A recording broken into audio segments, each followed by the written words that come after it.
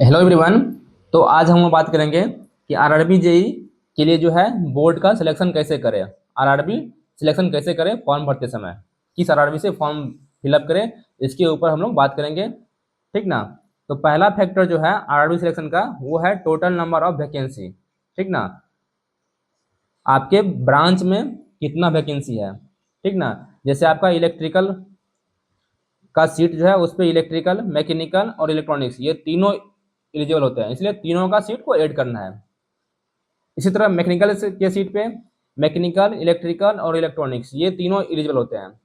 इसी तरह same SNT के सीट पे इलेक्ट्रिकल और इलेक्ट्रॉनिक्स ये दोनों एलिजिबल होते हैं एसएनटी सिग्नल एंड टेलीकॉम की सीट पे। तो उस हिसाब से अपना सीट जो है वो कैलकुलेट करें।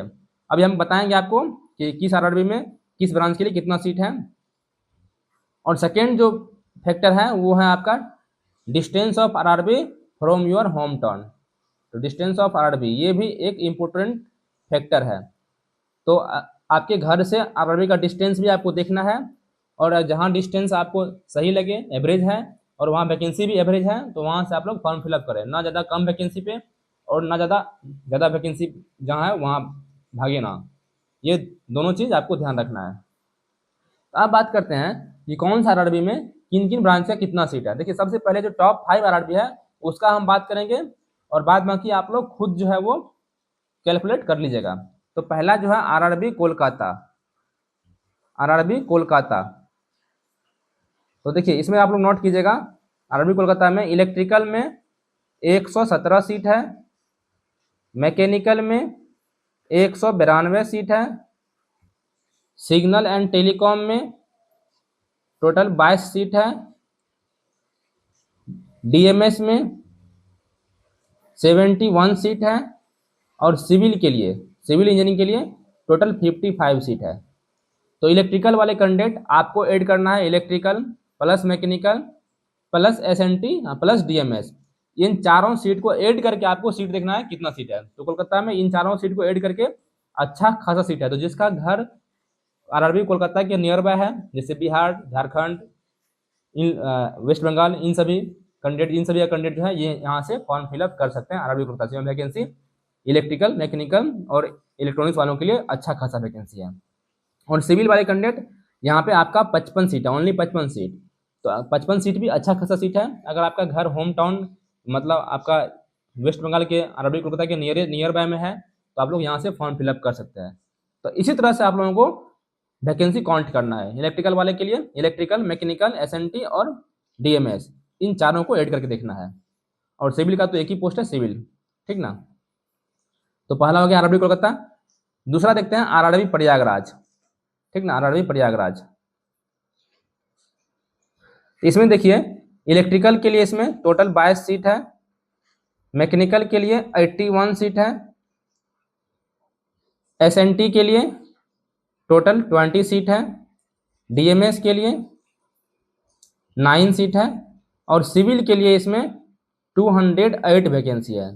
तो सिविल के लिए आरआरबी प्रयागराज में अच्छा खासा वैकेंसी दिया गया है। तो जिसका भी घर यूपी या फिर बिहार, झारखंड इन सभी के आसपास है तो यहाँ से आप लोग फॉर्म फिलअप कर सकते हैं, अगर आपका घर इसके आसपास है तो, क्योंकि वैकेंसी भी यहाँ सिविल वालों के लिए ठीक है।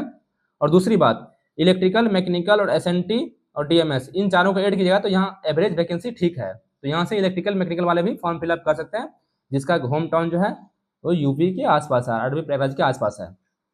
तो सेकंड देख लिया। इसी तरह आपको वैकेंसी सभी आरआरबी का कैलकुलेट करके देखना है और उसके बाद फॉर्म फिलअप करना है। थर्ड जो है वो आरआरबी चेन्नई।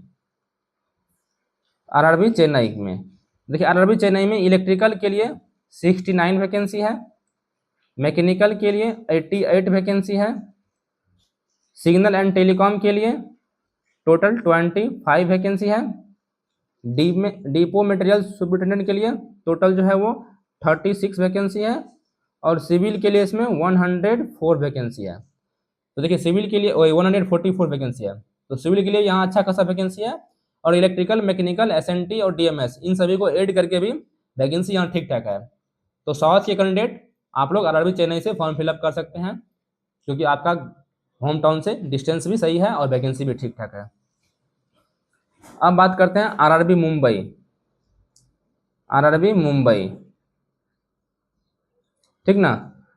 तो आरआरबी मुंबई में इलेक्ट्रिकल में जो है वो 91 सीट है, मैकेनिकल में 51 सीट है, एसएनटी में 24 वैकेंसी है, डीएमएस में 22 वैकेंसी है और सिविल में 223 वैकेंसी है। तो सिविल में यहाँ वैकेंसी ठीक ठाक है और इलेक्ट्रिकल, मैकेनिकल, एसएनटी और डीएमएस इन चारों को ऐड करके भी वैकेंसी ठीक ठाक है। तो जो भी मुंबई साइड के कैंडिडेट है जिसका होम टाउन मुंबई साइड से नियरेस्ट है, यूपी एमपी, यहाँ से भी कैंडिडेट जो भी है वो यहाँ से फॉर्म फिलअप कर सकते हैं, वैकेंसी भी ठीक है और आपके होम टाउन से नियर बाय भी है ये आरआरबी मुंबई।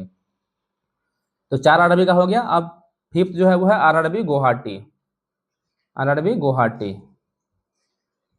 देखिए आरआरबी गुवाहाटी में इलेक्ट्रिकल में ओनली 13 वैकेंसी है, मैकेनिकल में 94 वैकेंसी है, अच्छा वैकेंसी है, ठीक ना। एसएनटी में 38 वैकेंसी है, डीएमएस में 25 वैकेंसी है और सिविल के लिए 159 वैकेंसी है। तो यहाँ पे सिविल के लिए भी अच्छा खासा वैकेंसी है और इलेक्ट्रिकल, मैकेनिकल, एसएनटी और डीएमएस इन चारों को ऐड कीजिएगा तो भी यहाँ वैकेंसी ठीक ठाक है, ठीक ना, क्योंकि वो टॉप 5 आरआरबी में आता है ये।